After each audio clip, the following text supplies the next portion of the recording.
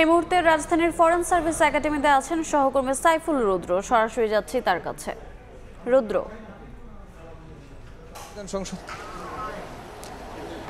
Foreign service একাডেমিতে সকাল 11:30টায় দ্বিতীয় পর্যায়ের 14তম দিনের আলোচনা শুরু হয়েছে এবং আজকেও 30টি রাজনৈতিক দলে আলোচনায় অংশ নিয়েছে। আজকের আলোচনার বিষয়বস্তু হচ্ছে দ্বিকক্ষ বিশিষ্ট পার্লামেন্ট, সংবিধান সংশোধন এবং সংসদে নারী প্রতিনিধিত্ব। তো এখানে এখন এই মুহূর্তে মধ্যাহ্ন বিরতি চলছে। এই বিরতির মধ্যেই কিছু রাজনৈতিক দলের নেতাকর্মীরা এখানে কথা বলেছেন। তারা যে বিষয়গুলো নিয়ে আমাদেরকে জানিয়েছেন তার মধ্যে উল্লেখযোগ্য হচ্ছে দ্বিকক্ষ বিশিষ্ট পার্লামেন্ট, এটা নিয়ে তারা মিশ্র প্রতিক্রিয়া জানিয়েছেন। কেউ কেউ বলছেন দ্বিকক্ষ বিশিষ্ট পার্লামেন্ট থাকবে, উচ্চকক্ষ এবং নিম্নকক্ষের প্রয়োজনীয়তা আছে, এবং কেউ কেউ বলছেন যে দ্বিকক্ষ বিশিষ্ট পার্লামেন্ট তারা প্রয়োজন মনে করছেন না।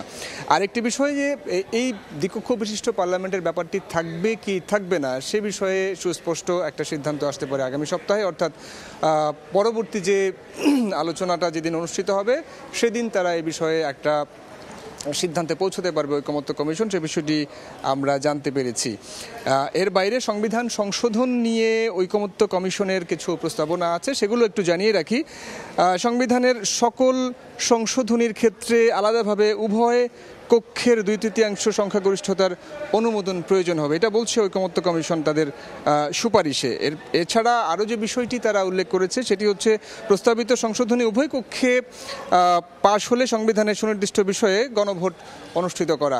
অর্থাৎ এখানে রাজনৈতিক দলের প্রতিনিধি যারা এসেছেন তারাও বলছিলেন এই বিষয়টি নিয়ে যে সংবিধান হলো রাষ্ট্র এবং জনগণের মাঝখানে একটা সম্পর্ক।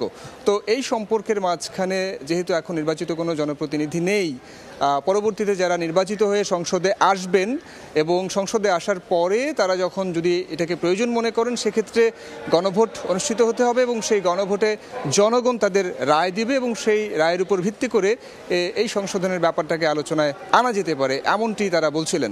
তো মিশ্র প্রতিক্রিয়ার মধ্যে এখন মধ্যাহ্ন বিরতি শেষের দিকে, প্রায় মধ্যাহ্ন বিরতির পরে তারা আবার আলোচনায় বসবেন এবং এই আলোচনা শেষে যে সিদ্ধান্তগুলো আসবে সেক্ষেত্রে আমরা আবার তখন আপনাদেরকে জানাতে পারবো। আর কি ছিল এখন এই মুহূর্তে ফরেন সার্ভিস একাডেমি থেকে আমার কাছে থাকা সবশেষ তথ্য।